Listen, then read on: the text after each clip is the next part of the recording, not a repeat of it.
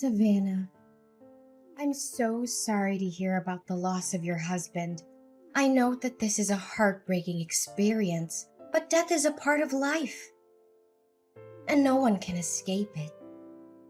I'm sure that he did the best he could. In fact, Jim's battle with cancer was a true inspiration to us all.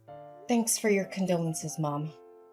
Jim had been fighting cancer with incredible resilience for almost 3 years. We had our share of tears, but we also had so many happy memories. I'll cherish those memories forever.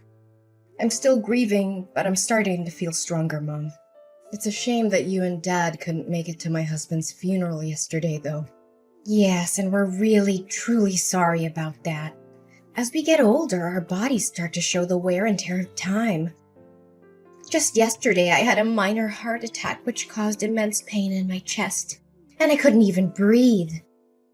Your dad was worried about my health, so we decided to stay home so I could rest and he could keep an eye on me.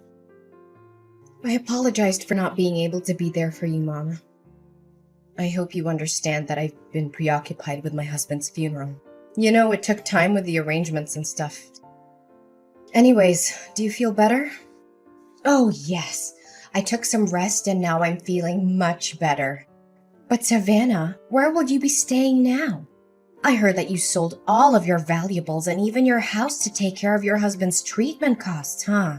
About that, I know this is a big ask, but I'm wondering if you would be willing to let me stay at your place for a while? I'm completely broke and I'm really struggling to make ends meet. I promise that I'll work as hard as I can to get back on my feet.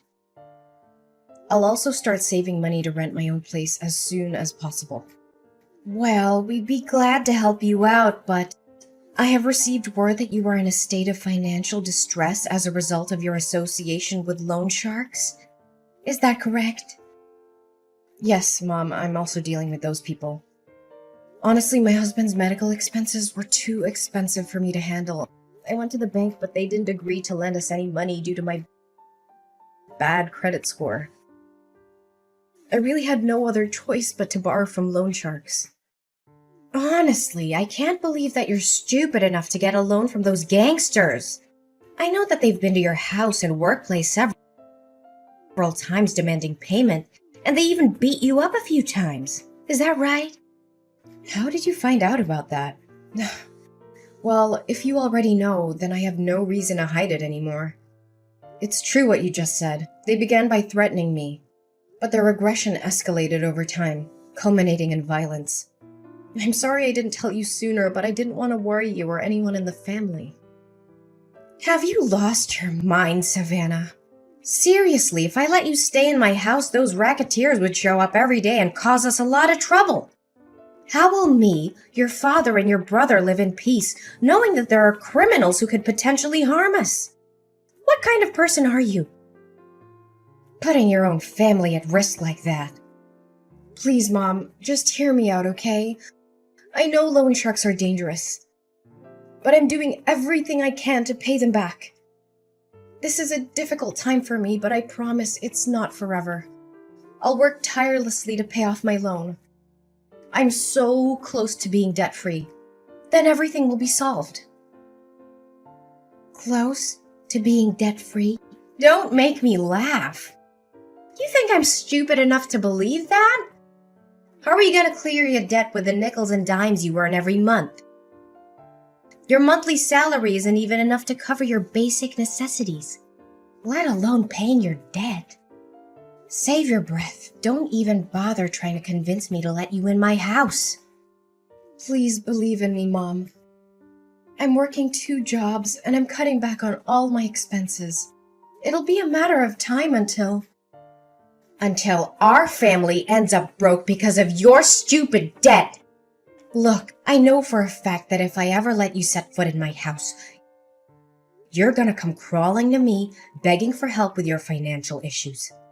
Or even worse, you're probably gonna rip off all of me and your dad's money. Mom, I know you're angry with me, but I'm begging you to have some sympathy for Joey. She's your granddaughter and she's only 6 years old. If we don't have a place to live, we'll be on the streets. Can you imagine your only granddaughter living on the streets? Stop whining and complaining. I'm not falling for your trap by mentioning Joey. You think you're so important because you gave birth to Joey? Well, guess what? She's not my only granddaughter. I also have your brother, Max. And when he gets married, he'll give me even more beautiful grandchildren. Okay, fine. I can understand that I'm not welcome in your house. But I'm only asking you for one favor. Can you please let Joey stay with you guys? Considering my current situation, I'm afraid I won't be able to provide my beloved daughter with enough love, care, and a good environment for her to develop both physically and mentally. I promise to make a plan to pay off my debt and not to let it impact our family's finances. Just please allow Joey to live with you guys. Well, maybe I can agree with that, but give me a few minutes to think. Wait, I just thought of something. The moneylenders also know about your daughter, don't they? Well, yeah. Why do you ask that question? So, if she stays with us, those thugs could also come to my house and use Joey as a hostage to force you to pay for your loan. No way. I don't want to deal with those criminals and be harassed by them day after day. Look, I'm not going to let you or Joey stay with us. Both of you stay away from our peaceful life as far as possible. What? How could you even say no to an innocent 6-year-old girl like Joey? She doesn't know anything, and she has nothing to do with my debt. Can you please reconsider your decision? Look, I said it, and this is the last time I'm gonna repeat myself. I don't want you or Joey to appear in my life ever again. So why don't you take matters in your own hands? Don't be a parasite and live upon your own parents like that. Mom, but... I officially announce that you and I are no longer mother and daughter. Next time when you see the moneylenders, tell that to their face so they won't disturb me or your dad. You've been a burden to us since you were born. And now you have the audacity to ask us for help? If I knew one day this would happen, I would have cut ties with you long ago. Savannah, are you there? We're in big trouble. Can you help us out? Mom, what's the matter? I thought you already cast me out and deleted my phone number. Anyways, make it quick, because I'm in the middle of my work, so I won't be able to talk to you for long. Who do you think you are to talk to your own mom with that attitude? Look, you need to help your brother because he's in hot water. You mean Max? What happened to him? Your brother's gambling addiction got him into big financial trouble. Now he got into debt because he was gambling away all of his money. He even mortgaged our house for a loan despite not affording the monthly payments. We're in a really bad position right now. If we don't do anything about it, there's a high chance we'll lose our house. Goodness, why am I not even surprised? You already know that Max is addicted to gambling a long time ago, but you never did anything to stop him. When I warned you about the consequences, you told me to shut up. Mind my own business and that he was just gambling for fun. Honestly, Max being in debt is the outcome that you could have easily avoided, but you chose not to. I know, Savannah, and I regret not having taken any action. But what's the point of crying over spilled milk? The most pressing matter at hand is to find a solution to the current predicament. Would you agree, my dear? You know what they say, blood is thicker than water. We're family, right? So there's no reason for you not to lend us a helping hand in this difficult time. So, after all the things you did to me, including faking being sick so you could avoid attending my husband's funeral and refusing to help me and my daughter, suddenly we become family again? Please, spare me the act. I've already seen past your mask. What? How did you find out about that? I can already see the wheels turning in your head, wondering how I found out about your malingering. Well, I came all the way to your house and I asked the neighbors myself. Unsurprisingly, they told me that you were strutting around the house like a spoiled hen as usual. I could easily guess your true intention of not going to my husband's funeral. Either you wanted to avoid getting yourself into trouble with the loan sharks, or you were just too afraid that I would ask you for help. Oh, Savannah, please don't misunderstand me like that. I didn't attend the funeral because I wanted to keep you safe. I couldn't bear to tell you in person that I wanted to cut ties with you. I knew it would have come as a big shock to you, and I didn't want to add to your pain. You said it yourself. You have cut me off from your life. Why do you suddenly come back and ask me to help Max with his problems? Well, who else could I be asking other than you? You, Max, your father, and Joey are my only family in this world. And how am I supposed to help you out when I myself already have a problem with finances? Do you know that me and Joey are now living in a homeless shelter? It's all thanks to your kindness, Mom. What? Homeless shelter? You can't even afford to rent public housing or a small apartment? I thought you would have changed by now. Gosh, 1 year has passed and you're still dirt poor like the last time I saw you. If I knew that you're still living like a rat like this, I wouldn't bother wasting my time talking to you. Just get out of my life. I don't want anything to do with you anymore. Yeah, thanks, Mom. I really appreciate it. And I would also be more thankful if you don't suddenly appear in my life just to talk down to me like this. Just delete my number, whatever. Yeah, I'll delete your number even if you didn't tell me to. Gosh, if anyone finds out that I have a homeless daughter like you, I'd be so embarrassed that I could sink through the floor. Hey, Savannah, can you explain something to me? You again? I thought you already removed my number from your phone. What's the problem this time?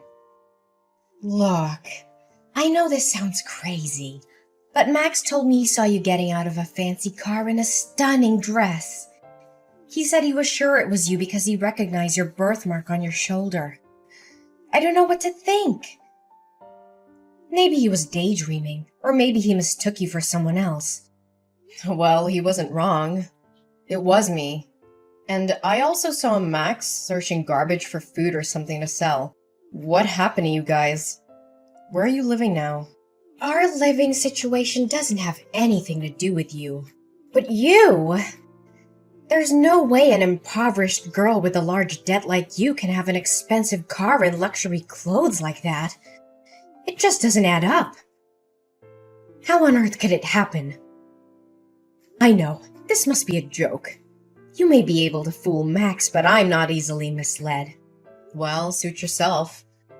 You can choose to believe it or not, but it won't change the fact that I'm now living the best life I could have, alongside the people that love and care for me. I would hazard a guess that you're still finding it difficult to make ends meet. Explain to me what happened. How did you get so rich all of a sudden? Wait. Don't tell me that sex worker is your new job. Well, what else could you possibly do other than leeching off rich men? Seriously, if you don't have anything nice to say, please don't say anything at all. Anyways, back to my story. I was minding my business on my way to work when I witnessed a crime. A woman was having her purse snatched, and I knew I had to do something. I chased after the robber and was able to get the purse back. Let me guess. You found a lot of money in the purse and you just decided to keep it for yourself. How convenient for you. If I had known how quickly you can make money like that, I would have told Max to do the same thing. Could you stop interrupting me like that? Goodness, you're just as impolite as the last time we talked to each other. Fine. Go on. I can't believe you dare to talk to your own mom in that manner. Okay, so after I returned the purse to the woman, she invited me to dinner. We shared our stories with each other, and it turned out that she was a wealthy woman named Daisy, whose husband, Mr. Johnson, owned a famous fine dining chain. Mr. and Mrs. Johnson couldn't have children together, so after hearing my story, they expressed their sympathy and decided to adopt me as their daughter and Joey as their grandchild. They were also kind enough to help me pay off the rest of my loan. Whoa, hold on right there. So you're telling me you were adopted by a wealthy family? I thought that only happened in fairy tales. How could you strike it lucky like that? This is totally unfair. You're living the high life while we're stuck living in a tent on the streets. Unacceptable! Well, I guess that's what they always say. When one door closes, another one opens. Actually, it's not unfair at all. In fact, you guys got exactly what you deserved. You ruthlessly told me that you no longer considered me as your daughter anymore. And neither Dad nor Max lifted a finger to stop you. You were all on the same boat, determined to kick me out of the house without even a moment's hesitation. What's even more devastating is that after finding out I was living in the homeless shelter, you didn't offer to help me. On the contrary, you even had the nerve to turn your back on me one more time. Honey, I know what we did was totally wrong, but we don't deserve to be punished like this.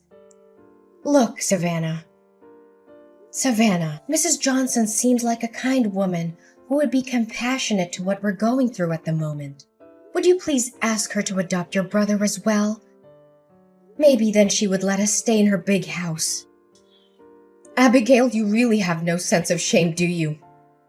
Why would Mrs. Johnson adopt Max when he still has his biological parents on his side? You and the rest of our family abandoned me when I needed you the most.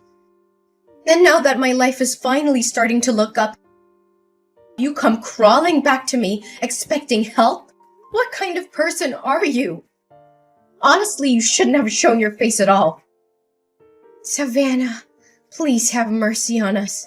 I never thought things would turn out this way so quickly.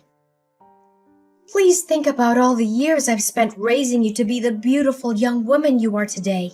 I appreciate all the time and effort you put into raising me, but I can't forget how you abandoned me when I needed you the most. You were the one who cut ties with me, and you treated me like I was some kind of plague. You didn't even bother to weather the storm with me when I was at my lowest point. Honestly, how could you do that to your own flesh and blood? I know. But please think about Joey too. I bet she misses seeing her uncle and grandparents very much. You know what? I was the one who introduced you to Jim, your late husband. Do you remember that? You two were so good together, and all of your friends were so jealous when you got married to Jim. Yeah. You wanted us to become a couple because you were after his money.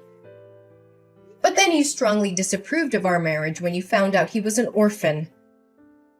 And after we got married, you encouraged me to divorce him when he got sick and his company went bankrupt. But I was determined to stand by my husband's side. So now you want me to thank you for introducing me to Jim? Oh, come on, sweetheart. Don't you see? Everything I did was for your own good. If you had divorced Jim like I told you to, you wouldn't have been deep in debt like you were back then. It was you who chose not to take my advice. So why are you blaming me for not helping you, huh? Look, just have a word with Mr. and Mrs. Johnson. Tell them to let us move into their house.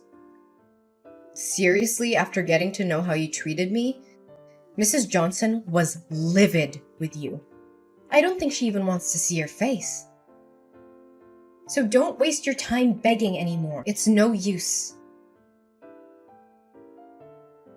Why did you appear at my wedding? I don't recall having invited you. And more importantly, how did you find out about it?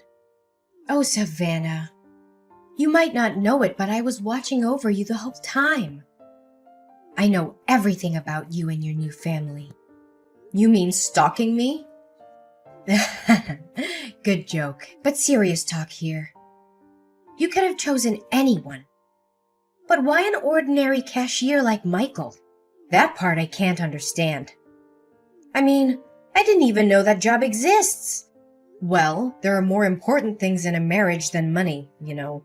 Michael always lights up my world with his positive energy, and we truly love and cherish each other. By the way, I've had enough of your constant texts and calls. I'm also tired of you showing up at my front door and making a fuss. I know Max got himself into trouble again, but ain't no way I'm gonna help you guys. I've already agreed to send you a monthly allowance and rented you a small apartment. That's the best I can do. Please help us, dear daughter. Max got back to his old way again. He swindled the money you sent me, gambled it all away, and ended up in debt again. And I can't believe he was stupid enough to actually steal a car and got caught by the police only 30 minutes after that. Now the victim demands $50,000 for restitution, or else your brother will be sentenced to 5 years in prison. Please do something about it, Savannah. I know you told me about that, but this time I'm not gonna help you anymore. It's all your fault that he became like this. You didn't do or say anything to stop him, and you tolerated each and every one of his crimes. Now it's time for him to man up and take responsibility for his actions. Please, honey. You know Max is my precious son. I can't stand seeing him being locked up in jail like that. You saw me kneel down and beg for your forgiveness at your wedding. I know we did you wrong. But please give us another chance. It's none of my concern. You should consider yourself lucky that I even let you sit through my whole wedding, even though you cried and made a scene the whole time. My adoptive parents were this close to calling the bodyguard to kick you out. I told you already, I'm not going to help you anymore. Max has to learn his lesson, and so do you. My mother, Abigail, was desperate to help my brother Max avoid getting arrested for the crime he had committed. She couldn't afford to pay the restitution the court had ordered, so she came up with a crazy plan. She used a fake gun to rob a bank. She was arrested almost immediately and sentenced to 2 years in prison. I do feel sorry for Max and my mom. I visited them in jail every now and then, but they always became angry when they saw me. They threw fits and blamed me for their being in jail. They seemed to be unable to see the error of their ways. After my dad left alone in the house, I invited him to live with us and my husband Michael. However, he refused, feeling ashamed of what he had done to me. He chose to live by himself in the apartment that I had rented for him. I hope that in the future, I'll be able to convince him to move in with us. After all, we are still a family. Looking back at everything I went through, I am so grateful for my life. There were times when I thought I couldn't make it, and I even considered suicide.